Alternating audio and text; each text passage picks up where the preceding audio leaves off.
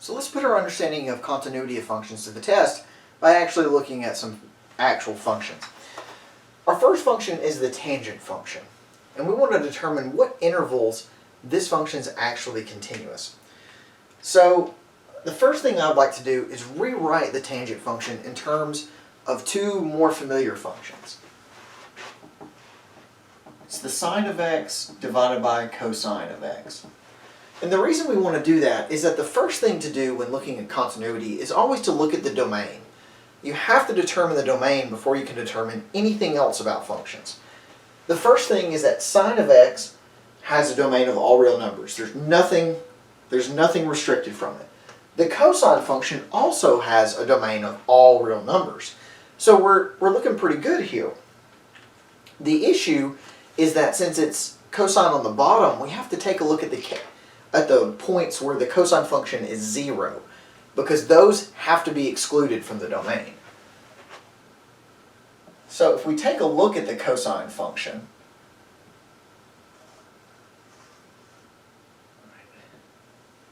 has that standard waveform, goes up to 1, down to -1.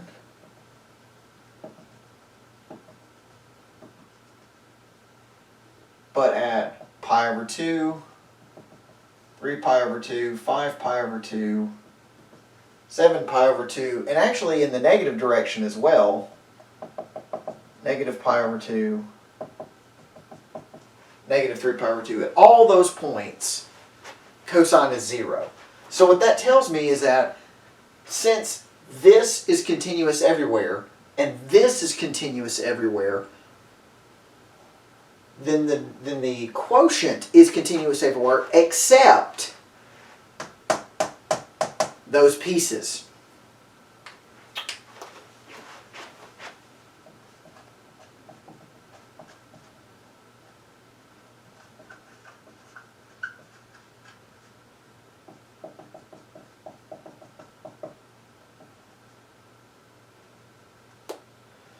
So I'm going to write this in set notation.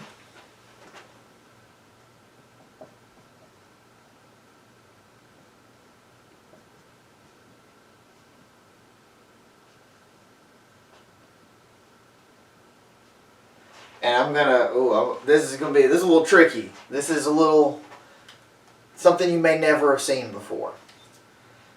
What this means is that pi over 2 plus some multiple of pi, where that multiple is an integer. Okay, so recall that the integers are the counting numbers that are both positive and negative and 0. So 0, 1, 2, 3, 4, 5, 6. -1, -2, -3, -4, -5, -6, and then so on and so forth. So what that means is that starting at pi over 2, I can either subtract a pi all the way down, or I can add pi all the way up. And what this is continuous everywhere except on these pieces.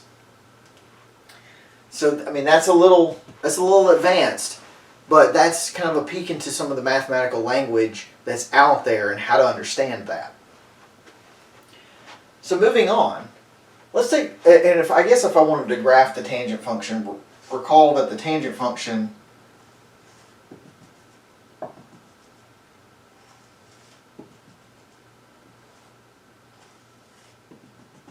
just looks like mirror images of itself, but these strips happen at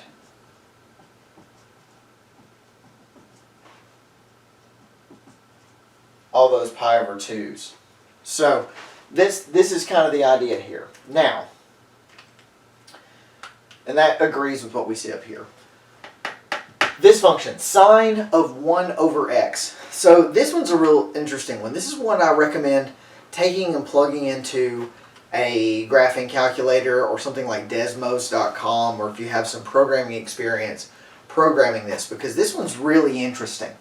The reason why it's really interesting is that, think about like the unit circle. So remember, if you have the unit circle for like the sine and cosine, you go around the circle, and the sine function just has its height. It's just the height here no matter what. Now that's the idea, right? As you go around the unit circle, the height changes, so the value of the sine function changes. But what if that clock, instead of spinning it's spinning counterclockwise, but instead of spinning at a normal pace, started to spin very, very, very rapidly? That's what happens in this particular case. And it spins so rapidly that sine function is just constantly changing. So when we take a look at 1 over x, the graph of 1 over x, again, this is just the positive case, so the negative case looks like this. When I get really close to 0, that number shoots up really, really quickly. So small changes near 0 cause massive changes in that. So what's happening on this sine function is, as I get really close to 0, that clock's spinning round, round, round, round, round, round, round. And so you're going to see the function. Again, let me just draw the positive case, because the negative case looks identical. This is an even function. It's going to do like that. Now, it's always going to be between -1 and 1. So my case is like, but it's going to be going, and it's going to be going wild. And so as a result, it's not going to be continuous near 0, not even close. It's going to be, it just blows up. The limit never converges. No matter what you do, that limit just explodes. So what we find is everywhere else, though, it eventually bottoms out like that. And the reason being is, as x gets big, 1 over x starts driving towards 0, and sine of 0 is 0. So it just bottoms out. And again, it happens the same thing over here. It's just mirrored on the other side. So, and so what you find is that this function is continuous everywhere except where x equals 0.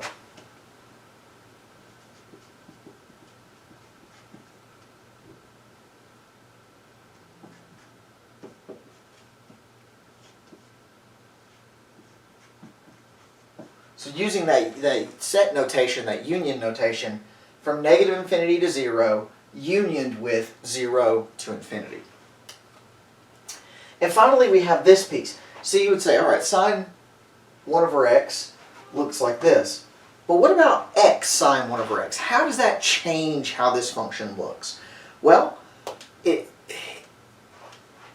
question really, let me take a step back.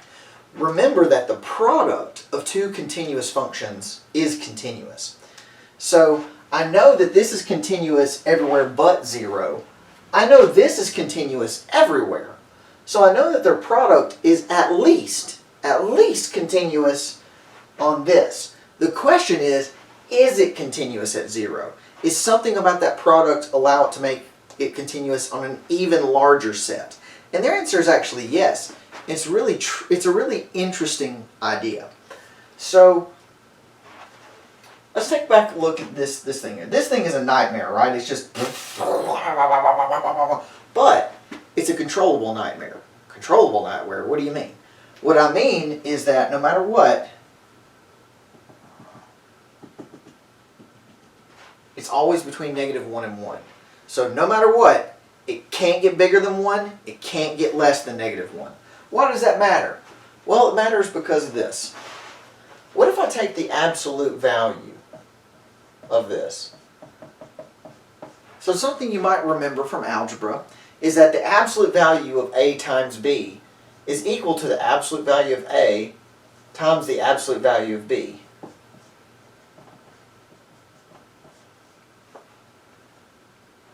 So I can split these two up into absolute values. Well, why does that matter? Well, it matters because in this particular case, the absolute value, so if we made this thing always be positive or 0, it still would never get bigger than 1. So whether it's that big, the magnitude is never bigger than 1. So that tells me that no matter what, that's always less than or equal to whatever the magnitude of x is times 1. right? So it's always less than or equal to the absolute value of x. So if I look at this graph, and then I look at the absolute value of x, what I know about the absolute value of x is that its limit as x approaches 0 is 0. So that means that the limit of this thing has to go to 0, because this is always being pinched underneath it. No matter what's being pinched underneath it. And so this is actually a result of that squeeze theorem, because we know that 0, right, absolute value can't be less than 0, but we know that in this particular case it can't be greater than x, and so as it pinches in, it pinches to 0. So what we find is that for this function,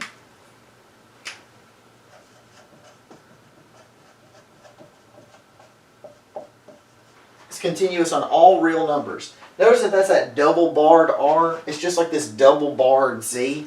Those are considered special sets. So they typically have special notation. If you see that, just know that those are referring to these special sets.